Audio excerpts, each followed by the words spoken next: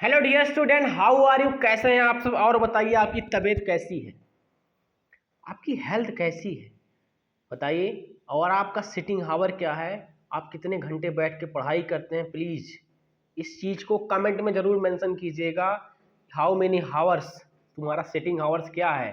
तुम 10 घंटा, 12 घंटा, 72 घंटा, कितने घंटे बैठ के पढ़ पा रहे हो? प्लीज़ इस चीज़ को कमेंट में ज़रूर मेंशन करना। जिस तरह मैं रोज़ कहता हूँ, यही सिटिंग हावर तुम्हारा डिसाइड करेगा तुम्हारे जीवन का लक्ष्य क्या होने वाला है, और तुम्हारे जीवन का कितना बड़ा लक्ष्य है यही सिटिंग हावर दर्शाएगा। ठीक है, तो सारी प्रक्रिया तुम्हारे जीवन की सारी प्रक्रिया तुम्हारी से सिटिंग हावर के ऊपर निर्भर है। जिस प्रकार और जितना तुम बैठ के पढ़ पाओगे उतने ही ज़्यादा कामयाबी हासिल कर पाओगे। बस यही नियम है जीवन का, और कुछ नहीं है। बात समझ में आई? स्वागत करते हैं आप सबका अपने इस यूट्यूब के प्लेटफॉर्म पे। Welcome to my channel, myself Rohit Kesari. इस इकोनॉमी की सीरीज में आज का टॉपिक बेस रेट है। और बताइए, कैसे हैं आप सब? स्वस्थ हो, मस्त हो, ताकतवर हो कि नहीं हो? ये सिंबल, ये इमेज देख रहे हो जो बैकग्राउंड पे लगी हुई है? ध्यान की इमेज है। देख के सीखो इससे। क्या क्या क्या डायरेक्शन देने की कोशिश मैं तुम्हें कर रहा हूँ। मैं अपनी इमेज थोड़ा छोटी करता हूँ। देखो, देख रहे हो कितनी लाजवाब इमेज है? पूरा ध्यान की शक्ति का आविष्कार हो रहा है यहाँ पे। ताकत चारों तरफ झलक रही है। हमें इस तरह बनना है, इस तरह हमें ताकत ग्रहण करनी है। बात समझ में आई? और बताओ, कैसे हैं आप सब? आज के इस सेशन को एक बेहतरीन थॉट के साथ स्टार्ट करते हैं। थॉट ये ऐसा है, जब तक दम है तब तक लड़ेंगे। ध्यान से सुनना। जब तक दम है तब तक युद्ध करेंगे, अदरवाइज छोड़ दो, जो होगा देखा जाएगा। यही थॉट है। जब तक दम है तब तक लड़ेंगे, अदरवाइज छोड़ दो। ऊपर वाले के हाथ में है। लड़ना हमारे बस में था, हमने लड़ा। तो जीतना और जितना तो ऊपर वाले के हाथ में है ना। Then why are you taking a tension? Tension लेना छोड़ दो और खूब पढ़ाई करो, खूब ताकत इकट्ठा करो, क्योंकि यही तुम्हारे जीवन में काम आने वाला है। ये पढ़ाई बेकार तो जाएगी नहीं ना। पढ़ाई बेकार नहीं जाएगी।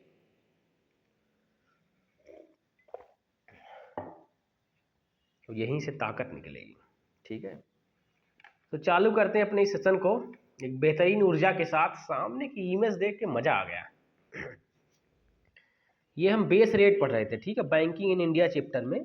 इससे पहले आपने आरबीआई को पढ़ लिया, रिवर्स रेपो रेट पढ़ लिया, एमएसएफ को पढ़ लिया, ठीक है, रेपो रेट को पढ़ लिया, सीआरआर को पढ़ लिया, एसएलआर को पढ़ लिया। बाकी सारे एलिमेंट जो कि आप पढ़ चुके हैं। तो इस बेस रेट को भी आपने पढ़ लिया है।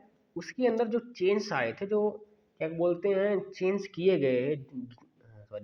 किए गए थे, जो फिक्स रेट लेके आया गया था आरबीआई के द्वारा, ठीक है, उसके बेस क्या क्या निकल के आए थे, उसमें कुछ सुधार हुआ था बेस रेट में। ठीक है, फ्लैक्चुएशन से उसको हटा के स्टेबिलिटी की तरफ जो हम जा रहे थे बेस रेट में, तो उसके बारे में कुछ स्टेप उठाए गए थे, उसके बारे में हम पढ़ेंगे। ठीक है, सो बेस रेट, ध्यान देना। क्या ऊर्जा निकल रही है यार इमेज से। Transition to a bimonthly monetary policy cycle. ये जो मॉनेटरी पॉलिसी साइकिल है, इसमें बाई मंथली इसका ट्रांजिशन होगा बेस रेट प्रोसेस का। Recognition of glide path for the disinflation. Recommendation of the Urjit Patel committee report implemented. Urjit Patel committee का report है, ठीक, उसके द्वारा सुझाव दिया गया है। Under it the CPI consumer price index consumer use by RBI. ठीक है, अंडर दिस, देखो, इस बेस रेट को डिसाइड करने के लिए कंज्यूमर प्राइस इंडेक्स को भी लिया जाएगा, उसको भी मद्देनजर रखा जाएगा। ठीक है, targeting the headline inflation for the monetary management करने के लिए। बात समझ में आई? उर्जित पटेल कमेटी के द्वारा रिपोर्ट बताई गई कि इस बेस रेट को जब फिक्स किया जाएगा, वो कंज्यूमर प्राइस इंडेक्स को भी ध्यान में रखते हुए लिया जाएगा। ठीक है, जिससे क्या बोलते हैं, इन्फ्लेशन का जो इन्फ्लेशन की जो हेडलाइन उसको टारगेट किया जा सके।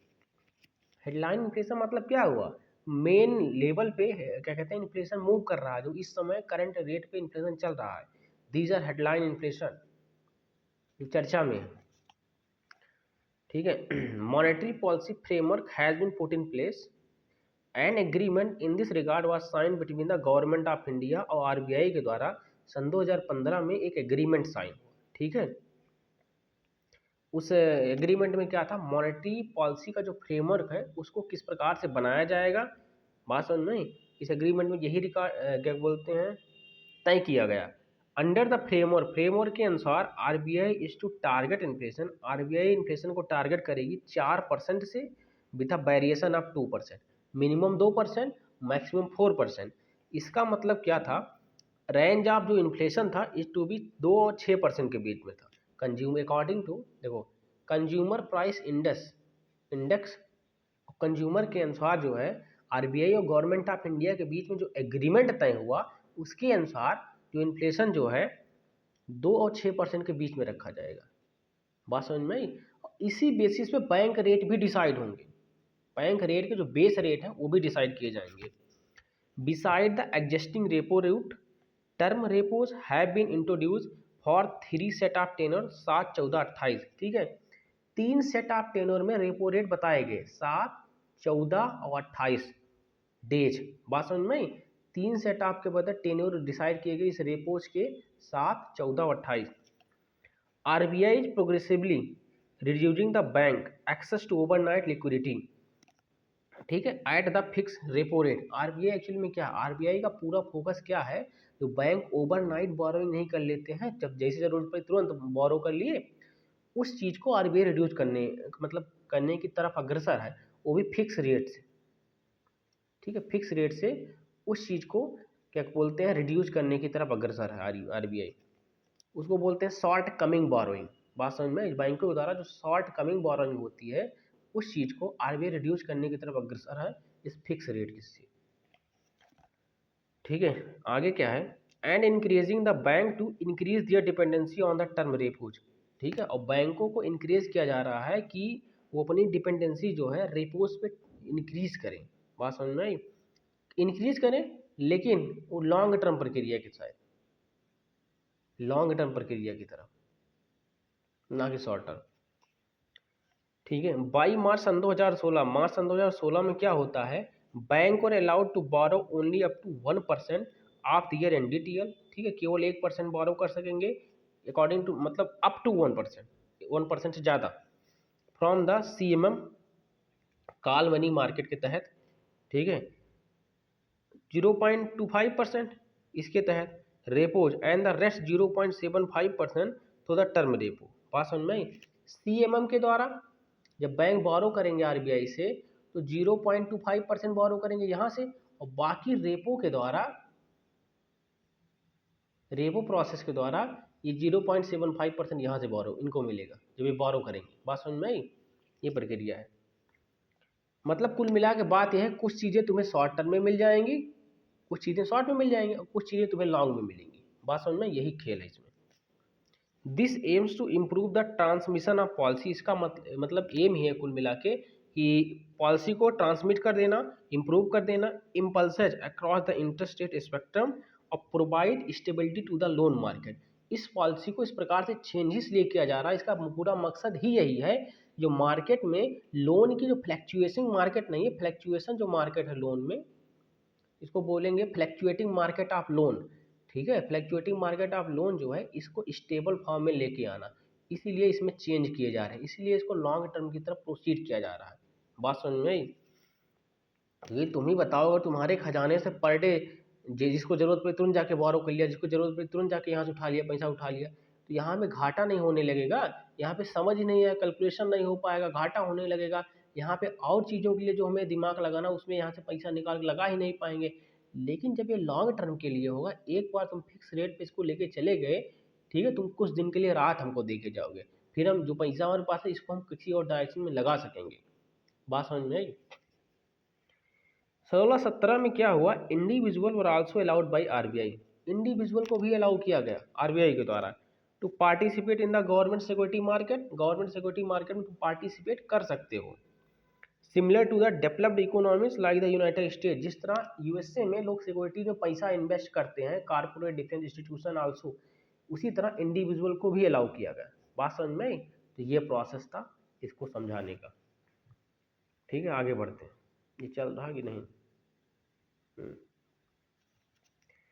आगे बढ़ते हैं। एमसीएलआर। एमसीएलआर एमसीएलआर के बारे में पहले बताए हैं थोड़ा बहुत, लेकिन इसको डिटेल में पढ़ते हैं। क्या है एमसीएलआर? का फुल फॉर्म होता है MCLR, marginal cost of fund based landing. ठीक है, मार्जिनल, मार्जिनल मतलब ये शब्द पूरा मार्जिन से लिया गया है। Cost of fund based landing. ठीक है, फंड बेस्ड लैंडिंग, ये है एमसीएलआर का फुल फॉर्म। क्या है? फ्रॉम द फाइनेंशियल ईयर 16-17, जो फाइनेंशियल ईयर था 16-17 का, इट मीन्स 1 अप्रैल सन 2016 से। जो फाइनेंशियल ईयर 16-17 है उसका मतलब क्या हुआ? 1 अप्रैल सन 2016 से bank in the country have shifted to a new methodology. एक नई प्रक्रिया की तरफ बैंक शिफ्ट हुए। ठीक है, इन base rate, repos, reverse repo rate या एमएसएफ के अलावा भी उन्होंने एक और प्रक्रिया मतलब आरबीआई के द्वारा इजाद की गई, उसकी तरफ बैंक फिक्स हुई एमसीएलआर की तरफ। To compute real landing currency in the circulation rate. ठीक है, अपनी जो लैंडिंग मतलब प्रक्रिया थी उसको कंप्यूट करने के लिए, उसको सर्कुलेशन मोड में बनाने के लिए वो बैंक जो है एमसीएलआर की तरफ शिफ्ट हुई। उसमें क्या हुआ? New methodology MCLR, marginal cost of fund based lending rate. इसमें क्या हुआ? Articulated by RBI in the December सन 2015 ये लाया गया। मेन फीचर ऑफ एमसीएलआर के बारे में हम जानते हैं। क्या है? It will be a tenor linker internal benchmark to be reset on an annual basis. This process is occurring on the basis of annual. पहली बात तो ये समझ लो, actual lending rate will be fix by adding a spread to the MCLR. जो actual lending rate होगा वो fix किया जाएगा। ठीक है, एक मार्जिनल कॉस्ट ऑफ फंड इसमें ऐड करके एक्चुअल रेट जो है वो फिक्स किया जाएगा। To be reviewed every month on a pre announce date. ठीक है, प्री अनाउंस डेट के पहले ये एवरी मंथ रिव्यू किया जाएगा। क्या चीज़? एमसीएलआर। इससे जो लैंडिंग ये प्रक्रिया जो लोन इनसे उठाया जाएगा। Existing borrower will have the option to move it. जो एग्जिस्टिंग बारोवर है, जो पहले से इसमें लिए गए हैं लोन, जिन्होंने पहले से लोन लिया है, वो आगे भी इसके थ्रू मूव कर सकते हैं। Bank will continue to review and publish the base rate as हितार्थो। बैंक क्या करेगा? रिव्यू करेगा कितने लोग लोन लिए हैं, कितने लोग जमा कर दिए हैं, ठीक है, और कितने एग्जिस्टिंग बोरोवर हैं, उनके अकॉर्डिंग, ठीक है, उसके अकॉर्डिंग जो है बैंक बेस रेट को डिसाइड करेगा और उसी हिसाब से आगे की तरफ मूव करेगा। जैसे कि as per the RBI guideline जो दी गई है, ठीक है, उसके हिसाब से हम इसको देखते हैं। Monetary transmission to occur lending rate have to be sensitive to the policy rate. ठीक है, देखो ये जो लेंडिंग प्रक्रिया है ना, एक मिनट, ये जो लेंडिंग प्रक्रिया है ये बहुत ही सेंसिटिव केस है। ठीक है, क्योंकि इससे डिसाइड होगी कंट्री की ग्रोथ, इससे डिसाइड होगी कंट्री की ग्रोथ, इससे डिसाइड होगी मॉनेटरी पॉलिसी का ट्रांसमिशन, इससे डिसाइड होगा कि देश की जो इकोनॉमिक इंफ्रास्ट्रक्चर है, इको इंफ्रास्ट्रक्चर है, वो किस प्रकार मूव करेगी, इस लैंडिंग प्रक्रिया से डिसाइड होने वाली। इसीलिए इसको बहुत सेंसिटिव इशू माना जाता है। जब मॉनेटरी पॉलिसी बनाई जाती है तो इसको बहुत ध्यान में रख के कई प्रक्रियाओं को रिव्यू करके मंथली, ईयरली, क्वार्टरली हर प्रक्रिया को रिव्यू करने के बाद इसको बनाया जाता है। बात समझ में आई? वही लिखा गया है, lending rate have to be sensitive to the policy rate but this was not occurring by now during 15-16। RBI reduce the policy rate total of 1.25%। लगभग 1.25% के आसपास आरबीआई ने पॉलिसी रेट को रिड्यूस कर दिया। But in comparison bank reduce the lending rate, लेकिन इसके comparison में bank reduce the lending rate by maximum 0.6%। ये डाटा दिया तुम्हारे मतलब बहुत ज़्यादा जरूरी नहीं है। अब इसमें 3 मेथड जोड़े गए एमसीएलआर में। कौन कौन से मेथड है ये तुम्हारे लिए इंपॉर्टेंट है? Average cost of fund, marginal cost of fund और blended cost of fund. 3 method जोड़ेंगे। ठीक है, क्या क्या थे? एवरेज कॉस्ट ऑफ फंड, ध्यान देना, और मार्जिनल कॉस्ट ऑफ फंड, ठीक है, और उसके बाद blended cost of fund. Blended मतलब मिश्रित कॉस्ट ऑफ फंड, बात समझ में? 3 प्रकार के कॉस्ट ऑफ फंड जो कि जोड़े गए MCLR में RBI के द्वारा। इसमें हुआ का as per the SBI RBI MCLR will bring in the following benefit, जैसे कि इसमें बेनिफिट क्या क्या मिला। Transmission of policy rate into the lending rate of bank to improve. ठीक है, पॉलिसी रेट को क्या बोलते हैं हम, बैंक रेट के हिसाब जब क्या बोलते हैं ट्रांसफ़र किया गया, तो बैंक रेट तक पॉलिसी रेट को पहुंचाया गया, उसमें क्या कहते हैं इम्प्रूवमेंट काफ़ी अच्छा खासा देखने को मिला, ग्रोथ देखने को मिली। किस किस कारण से ग्रोथ देखने को मिली? इस मार्जिनल कॉस्ट ऑफ फंड के कारण से, इस मार्जिनल प्रक्रिया के कारण से ग्रोथ देखने को मिली। ठीक है, computation of interest rate by bank will become more transparent due to computation process के कारण से जो इंटरेस्ट रेट था बैंक के द्वारा, ठीक है, वो ट्रांसपेरेंट वे में होने लगा इस MCLR प्रक्रिया के द्वारा। बात समझ में? It will help the bank to become more competitive and enhance their long run value. ठीक है, लॉन्ग रन वैल्यू, ठीक है, उसको इन्हांस करने में बैंकों को बहुत मदद मिली MCLR प्रक्रिया के तहत। ठीक है, और बैंक जो है जो अदर प्राइवेट इंस्टीट्यूशन से उनसे कम्पिटिटिव मोड में फाइट भी करने लगे। ठीक है, लेट सन 2021 मार्च सन 2021 में MCLR banks were in the range of 6.5 से 7%। ठीक है, as the idea of MCLR did not bring in the desired result, it means the healthy monetary transmission.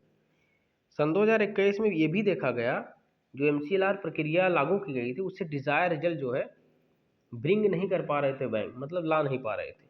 तो RBI ने अनाउंस किया 5th bimonthly monetary policy में सन 2018 में, ये क्या है, हाँ ये RBI announced in the 5th bimonthly monetary policy statement December सन 2018 दैट फ्रॉम अप्रैल सन 2019 all new floating loan extended by banks, जितने भी फ्लोटिंग लोन्स हैं, मतलब क्या, जो भी ऑलरेडी लोन दे दिए गए हैं, extended by bank will be benchmarked, it means linked to one of the 4 RBI prescribe external benchmark. ठीक है, अब क्या हुआ, जब इस प्रक्रिया को देखा गया, जो MCLR प्रक्रिया जो थी, ठीक, काबिल तो थी, ठीक थी प्रक्रिया, ठीक है, स्टेबिलिटी तो लेके आई इसने, लेकिन बहुत काम करने डिजायर रिजल्ट उस प्रकार से दिया नहीं। जो NPAs थे, नॉन परफॉर्मिंग एसेट थे, उनके कंपेयर में डिजायर रिजल्ट मिला नहीं, इनको रिकवर कम कर पाया गया। ठीक है, तो इस कारण से RBI ने अनाउंस किया सन 2018 में अपनी पॉलिसी के तहत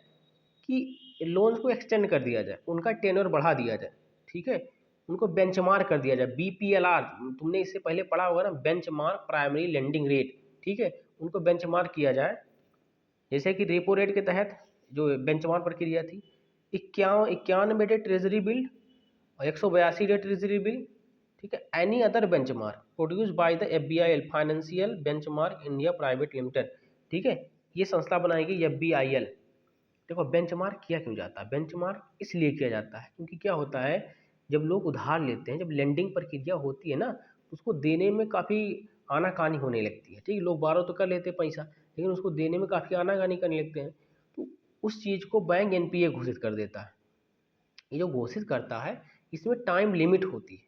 ठीक है, 18 दिन, सॉरी 91 दिन, 182 दिन। ठीक है, इसके बाद अगर तुम लाओगे द प्रक्रिया, उनका कहते हैं जो प्रोसेस जो कि सेट किया जाता है बैंकों के द्वारा, मतलब इसके बाद जो हो जाएगा, टेन्योर हो जाएगा, उसके बाद क्या बोलते हैं, इसको NPA घोषित कर दिया जाएगा। बात समझ में?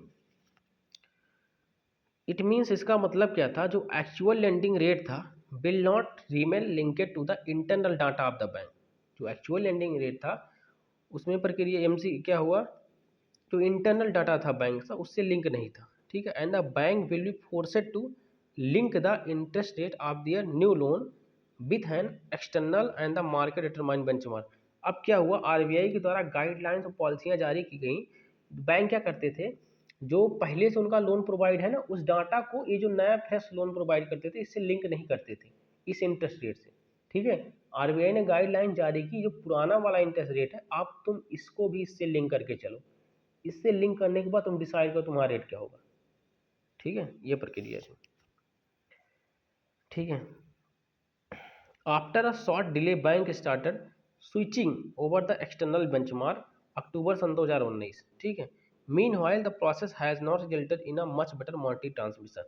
ठीक है, सन 2019 के बाद जो है बैंक, कुछ बैंक तो शिफ्ट होने लगे एक्सटर्नल बेंचमार्क की तरफ और कुछ लोग उसको बंद करने लगे, कुछ लोग उसको क्लोज करने के लिए, ठीक है। तो इस प्रक्रिया के कारण जो है बेटर मॉनिटरी ट्रांसमिशन नहीं हो पाया।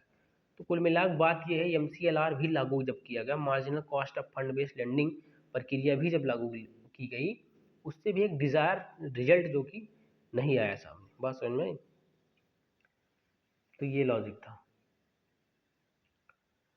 अब आगे है मॉनेटरी ट्रांसमिशन क्या होता है, इसके बारे में पढ़ें। जैसे हमने अभी मॉनेटरी पॉलिसी के बारे में पढ़ा, मॉनेटरी पॉलिसी क्या होती है, किसके द्वारा लागू की जाती है, ठीक है। तो अब हम मॉनेटरी ट्रांसमिशन के बारे में पढ़ेंगे।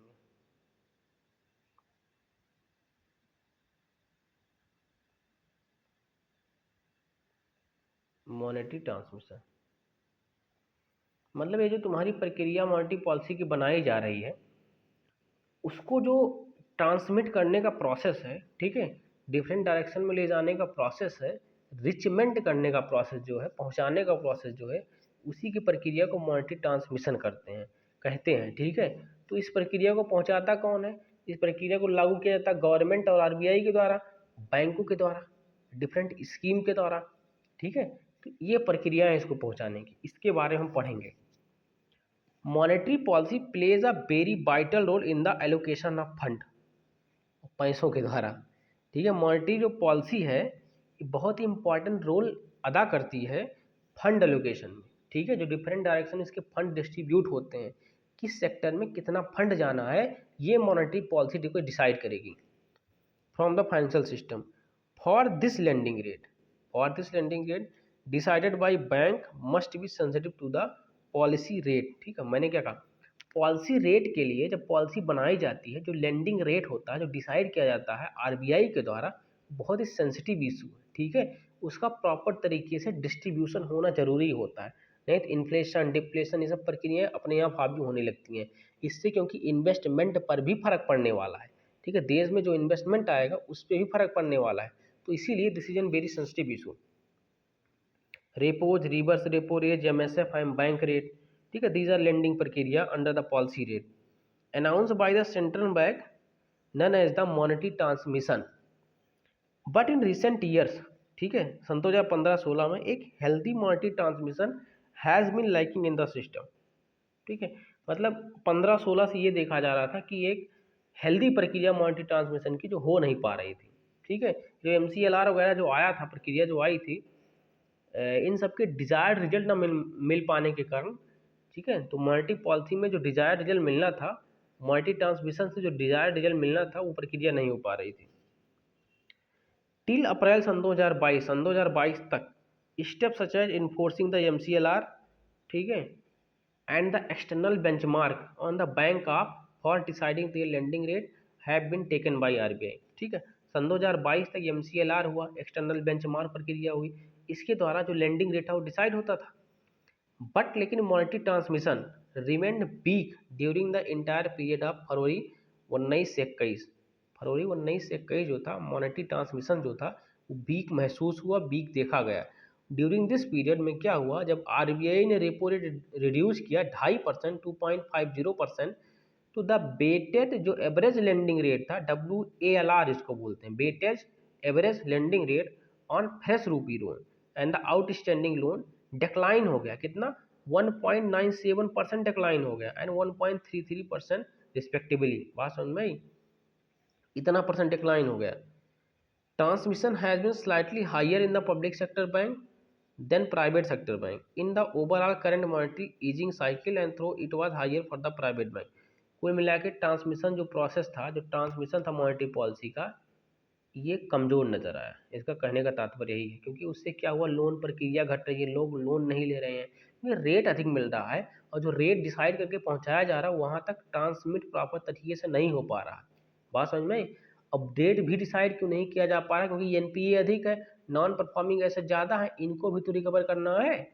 This is the reason behind that.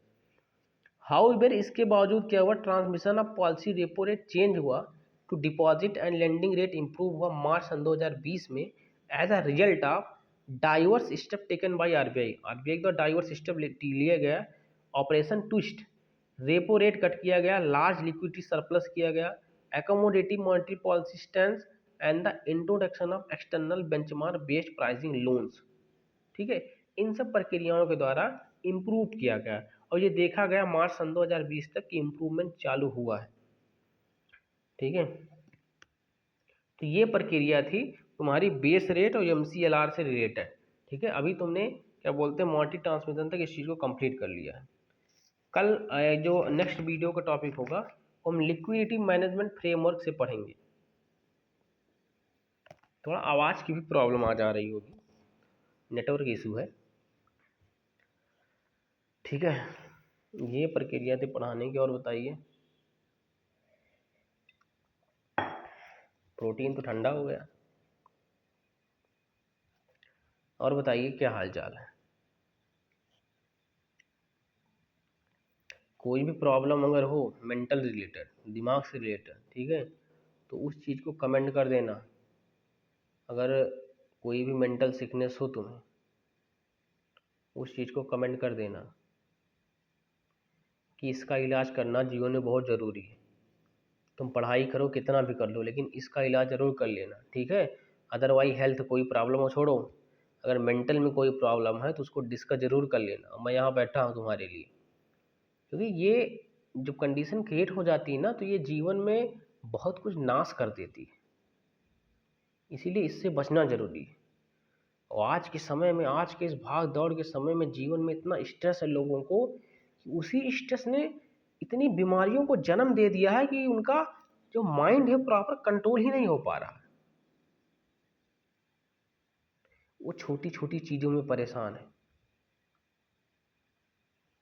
बहुत छोटी छोटी चीज़ों में परेशान है।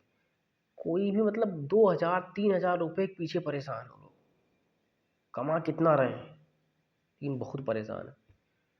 तो इस प्रक्रिया से निकलने के लिए देखो, खेल सारा यही है ना कि तुम्हारा जो कलेजा है ये बड़ा होना चाहिए। अगर ये जिगरा बड़ा नहीं है, ठीक है, तो जीवन बेकार है। तो इसको बड़ा रखना जरूरी, क्योंकि यही जो है तुम्हारी मानसिक स्थिति को संभालेगा। ये इसको संभालना बहुत बड़ी चीज़ है। तो इतना बड़ा जादू है तुम्हारे पास, अगर तुम इसको संभाल ले गए, इसका इस्तेमाल कर ले गए, संसार में सेकंड बिल गेट्स, सेकंड छोड़ो, उनसे भी बड़े बन जाओगे। परमात्मा न बन जाओ तो फिर क्या बात है। ठीक है, तो अगर मेंटल कोई सिकनेस हो उसको डिस्कस कर लिया करो, चाहे अपने माँ बाप से, चाहे मुझसे, चाहे जिससे। ठीक है, ये प्रक्रिया है। और इस इमेज को देखो यार, यहाँ से सीखो, इस ध्यान वाली इमेज से। ये देखो, इसीलिए इतनी बेहतरीन इमेज लगाता हूँ, इनको देख के सीखो तुम, क्योंकि यहीं से तुम सीखोगे चीज़ों को। देख रहे हो, ऊर्जा निकल रही है, एनर्जी यहीं सीधे ट्रांसमिट हो रही है, दिमाग से सारी ऊर्जा निकल रही है। तो ये सब सीखो भाई, ध्यान करो, योग करो, बिंदास पढ़ाई करो, बस यही जीवन है। इसी के साथ वीडियो को समाप्त करते हैं। Thank you for watching my video. स्वस्थ रहो, मस्त रहो, ताकतवर बनो और सदा मुस्कुराते रहो। जय हिंद, जय भारत।